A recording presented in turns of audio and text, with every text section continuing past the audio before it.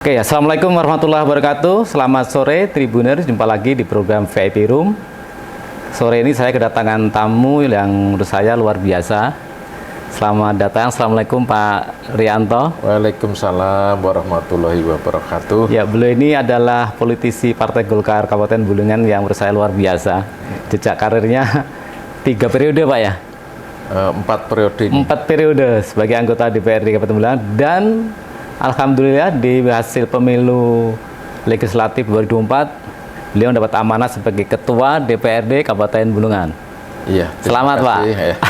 Terima kasih atas ucapannya. Ya, itu ucapan yang saya luar biasa ya. Tadi di diskusi sebelumnya ini sebagai triple winner.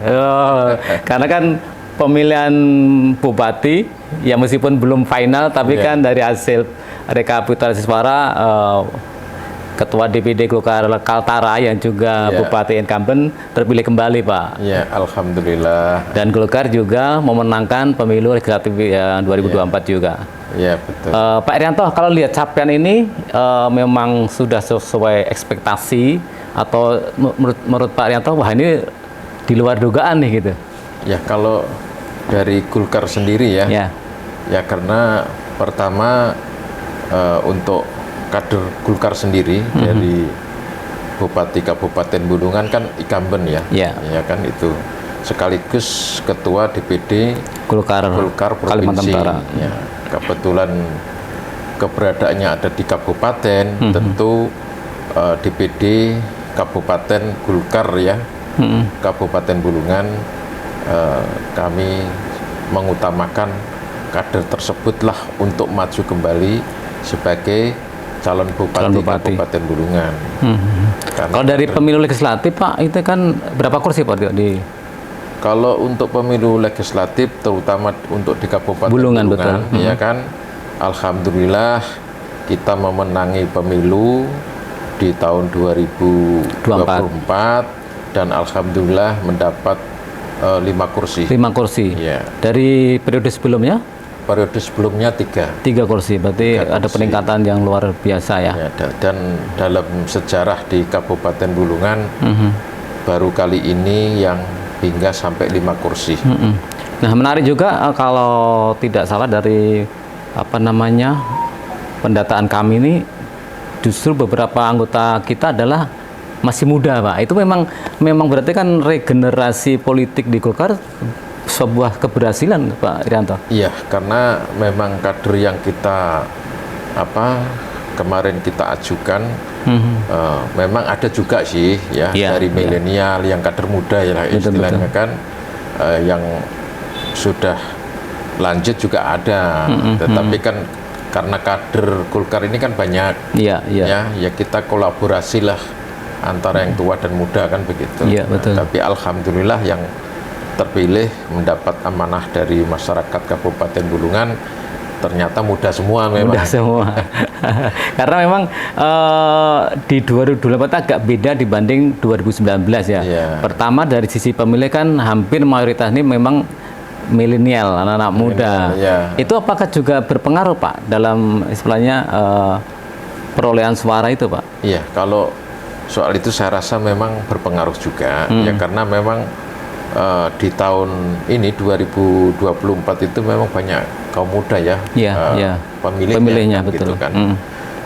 Ketika kita turun di lapangan, kemudian pendekatan itu memang harus melalui yang muda, gitu. Artinya bahkan justru yang orang tua kadang mengikut harus anak muda, betul. Itu. Jadi kadang terbalik juga kan gitu. Betul. Tapi juga tidak meninggalkan kaum yang sudah sepuh lah istilahnya kan. Gitu. Senior kita lah. Tetap kita rangkul karena kan dari nasihatnya, saran, pengalaman politiknya, dari masyarakat, tokoh-tokoh masyarakat itu kan kita tetap harus kita dengar kan betul. Nasihatnya itu dengan begitu istilahnya kalau pendekatan itu kan yang muda-muda ya dengan begitu ada kolaborasi pendekatan kan?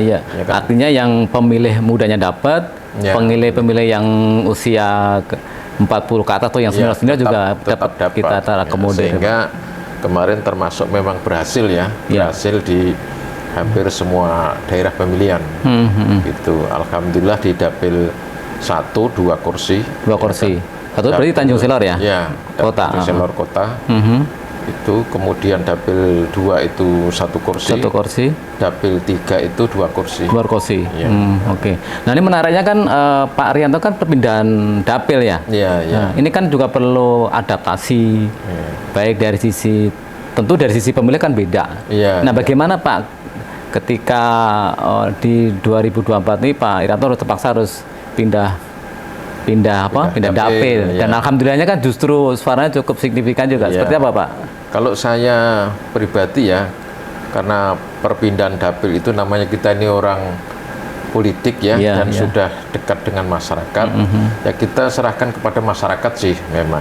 Pada mulanya kan seperti itu, tetapi kan pendekatan kepada masyarakat juga perlu. Iya pasti. Ya kan, dari daerah pemilihan 3 ke daerah pemilihan 1. Jadi 3 itu sebelumnya Tanjung Palas Utara, Tanjung Palas Tengah, Kecamatan Bunyu dan Kecamatan Sekata. Oke. Ya paling tidak kan 3 periode saya di sana. Oh gitu. Paling tidak kan sudah ditahu lah ya, ditahu wilayah. Kalau mau lanjut lebih mudah dibanding harus daerah yang baru. Ya, nah kebetulan domisili saya kan berada di dapil 1. Di Tanjung Selor Kota, ya kan gitu.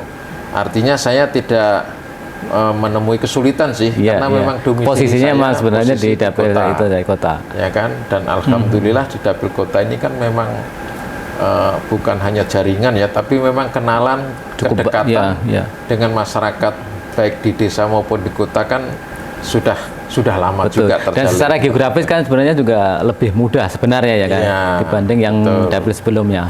Iya, disitulah mungkin memudahkan saya ya dalam rangka untuk sosialisasi ke lapangan. Gitu. Dan itu yang akhirnya meyakinkan Pak Rianto, nggak apa-apa dimanapun dapil siap. Saya justru berharap kemarin itu dengan Tanjung Palas Timur sebenarnya ternyata berubah. Hanya di wilayah Kecamatan Tanjung Selor saja kan begitu. Itu memang jalannya Pak. Tapi alhamdulillah juga lah memang semua. Ya bukan serba kebetulan sih, tapi ya memang politik ini harus proses proses, dan memang harus pendekatan kepada masyarakat. Harus itu suatu keharusan menurut saya. Jadi turun ke bawah itu memang sebuah keharusan ketika orang mau terjun dalam politik. Kuncinya di situ.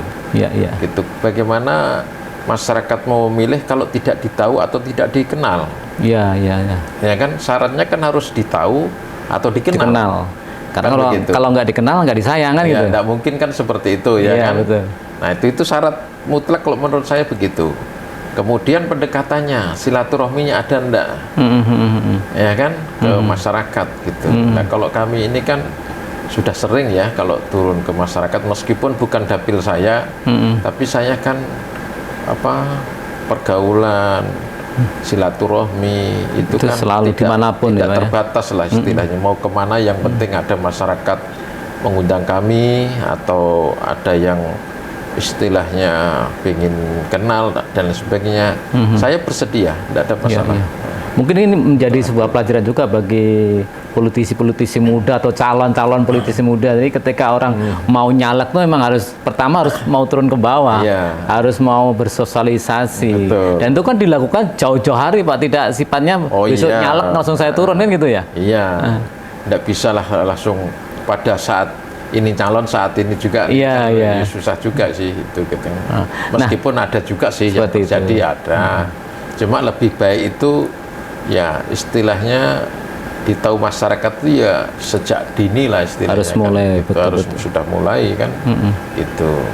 Nah kalau dari perjalanan politik Pak Rianto nih dari 4 periode ini, apa sih yang membedakan Pak? Mungkin baik dari sisi sistem kampanye, sistem sosialisasi dari beberapa periode ini, terutama yang di periode ini Pak, 2024 ini seperti apa Pak? Ya secara undang-undang ini kan sejak reformasi ya, itu kan pemilihan langsung ya. Betul. Pemilihan langsung. Nah pemilihan langsung ya semua juga ada min plusnya sih, kan gitu. Plusnya adalah masyarakat tahu langsung. Begitu juga kita bisa mendengar langsung keluhan-keluhan masyarakat. Ya, aspirasi artinya kedekatan masyarakat itu tidak karena istilahnya niat dan lain sebagainya, tapi istilahnya apa ya, namanya wakil, ya kan harus tahu masyarakat yang diwakilinya. Kan itu artinya demokrasi ini memang membangun keberadaan kita harus dekat dengan masyarakat. Dan masyarakat yang dipilih untuk memilih wakilnya tadi itu juga dia akan mengenal langsung. Iya. Kan itu ya. Betul. Kan itu. Dan termasuk memberikan marga harus ada kepercayaan, Pak. Ya. Nah, kekurangannya adalah namanya perwakilan ini istilahnya mungkin dari segi geografis, ya kan kita kan mungkin agak kesulitan. Ya kan kalau mungkin kota sih tidak ada masalah, tapi ketika yang di sungai-sungai jarak jauh dan sebagainya itu kan memerlukan biaya ya. Itu kan juga cost-nya cukup mahal juga gitu. Cost-nya itu kan jadi tinggi lah istilahnya kan. Belum pertemuannya dan lain sebagainya kan begitu. Ya itu sebenarnya yang membedakan tuh. Beda kalau kampanye sebelum undang-undang ini kan, itu kan dengan sistem tertutup. Kalau ini kan sistem terbuka. Dan kan berdasarkan urutan, itu kan zaman dulu. Nomor urut gitu kan. Artinya sistem kampanyenya juga berbeda.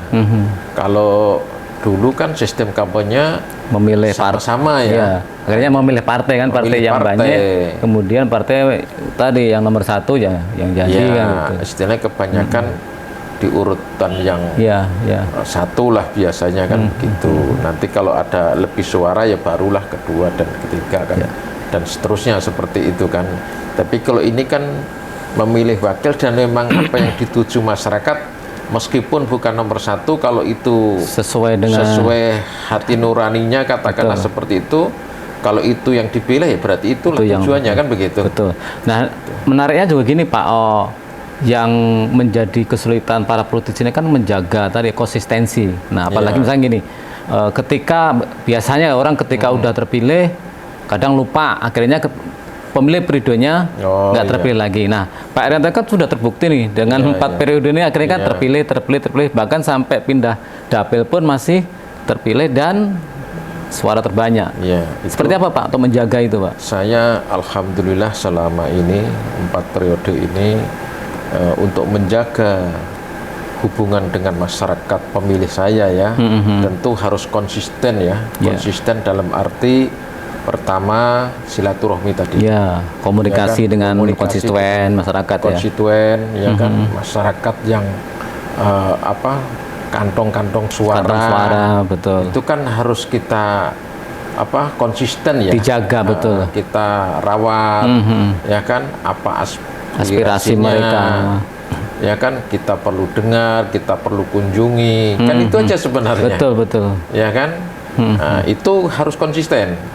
Ya kan, karena kalau di DPRD ini kan ada reses. Jadwal reses itu kan per masa sidang itu 4 bulan sekali.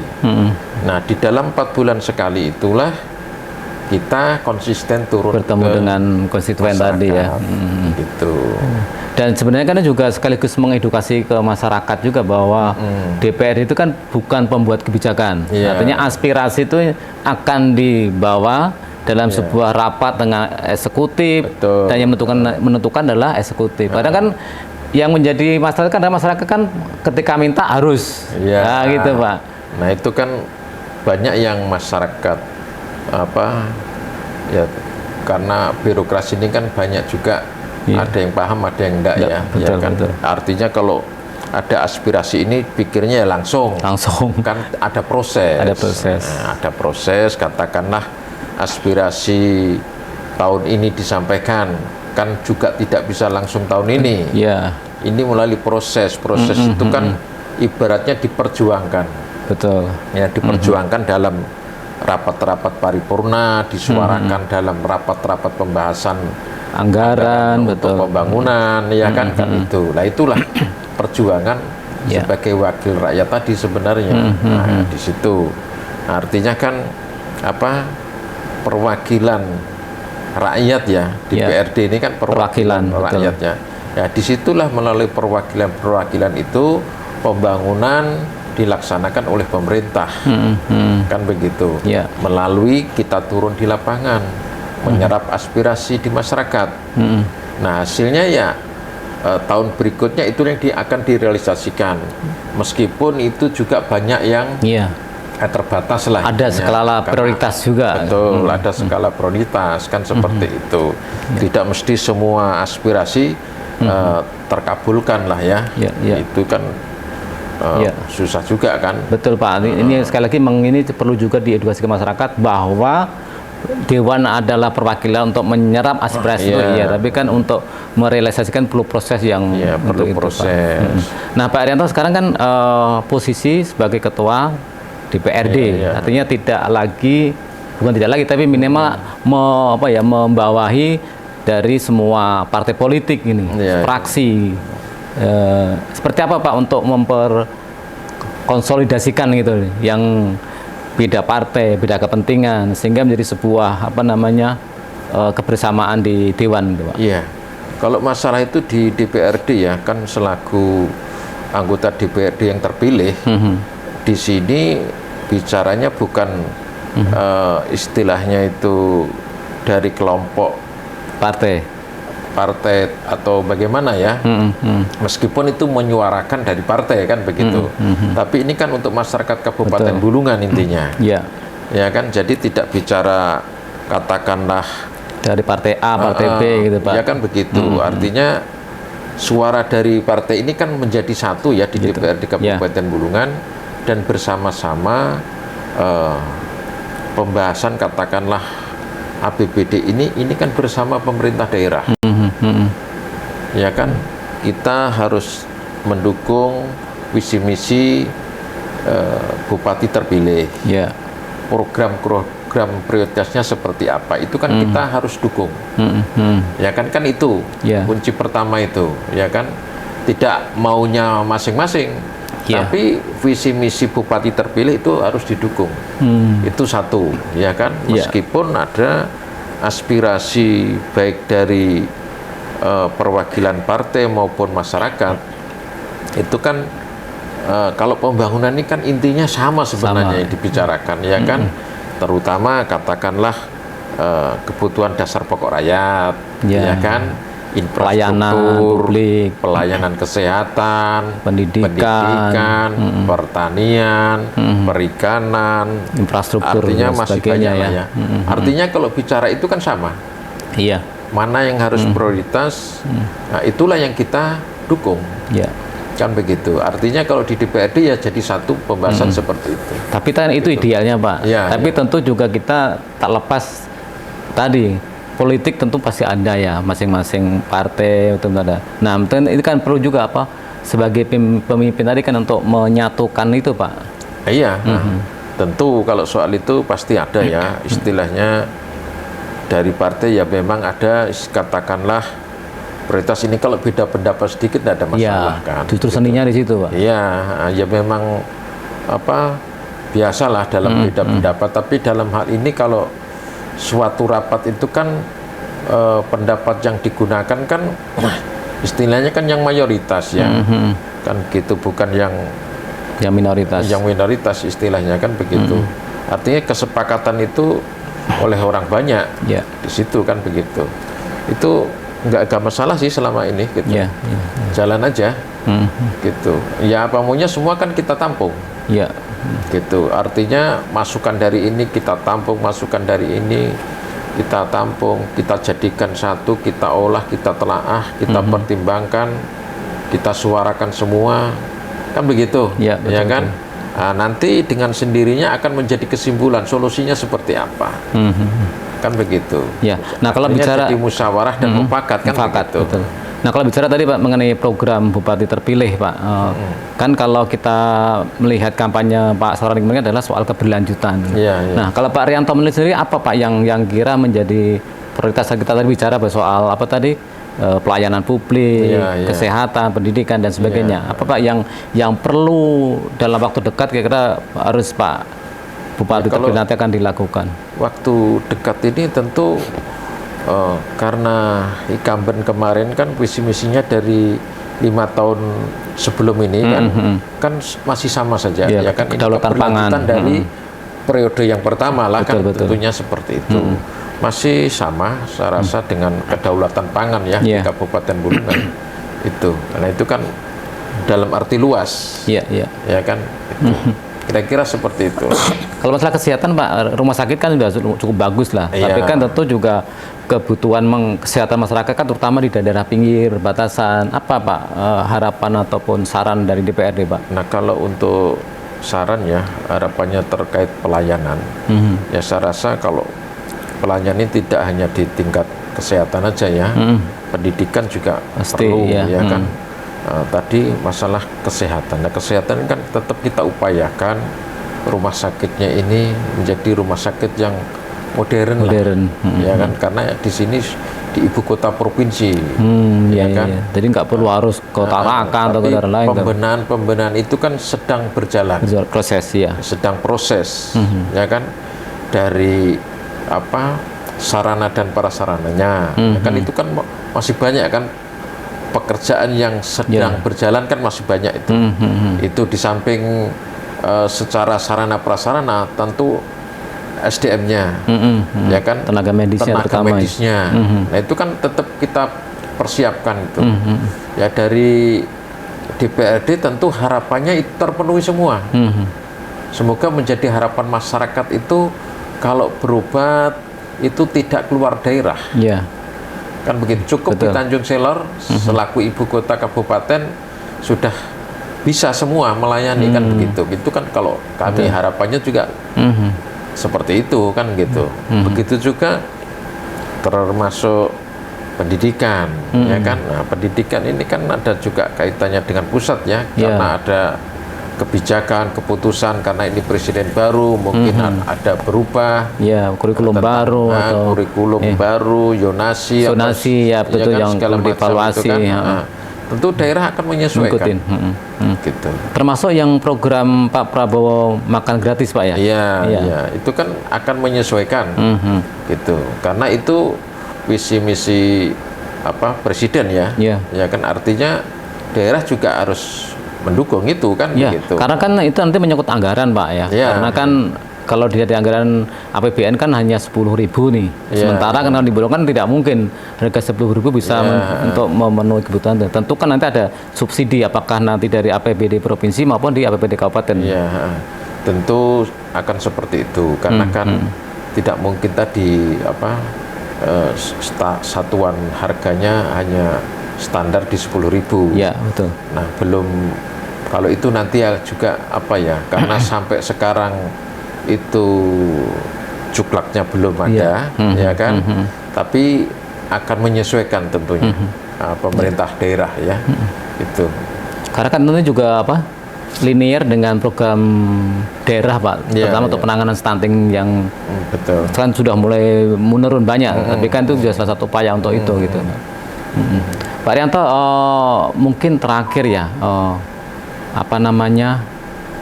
apa yang perlu disampaikan kepada masyarakat, karena besok ini adalah Hari Raya Natal, Tahun Baru, mungkin sekaligus imbauan Pak, menjaga stabilitas perdamaian di masyarakat Kabupaten Bulungan khususnya. Silakan Pak.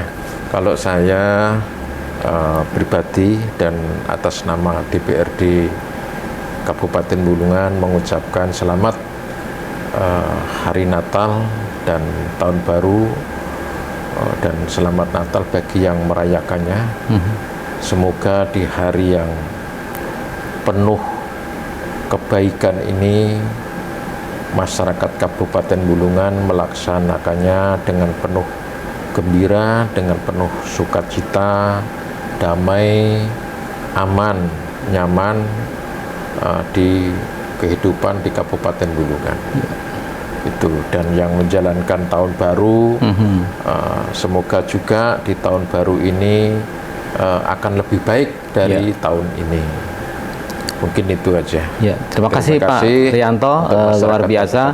Tentu kan juga tahun baru ini Bulungan ini punya ketua DPRD baru, punya bupati baru, gubernurnya juga baru, presidennya juga baru. Jadi semua serba baru Pak Rianto. Harapannya tentu semoga menjadi lebih baik tentunya, terutama Bulungan semakin maju dan tidak lama lagi menjadi ibu kota provinsi Pak. Ya mungkin ini masih ditunggu-tunggu nih kapan DOB Tanjung Selor segera terrealisasi. Terima kasih Pak Rianto. Semoga semakin amanah, sukses selalu. Dan kita jumpa lagi dengan narasumber berikutnya. Terima kasih sekali lagi. Wassalamualaikum warahmatullahi wabarakatuh. Waalaikumsalam warahmatullahi wabarakatuh.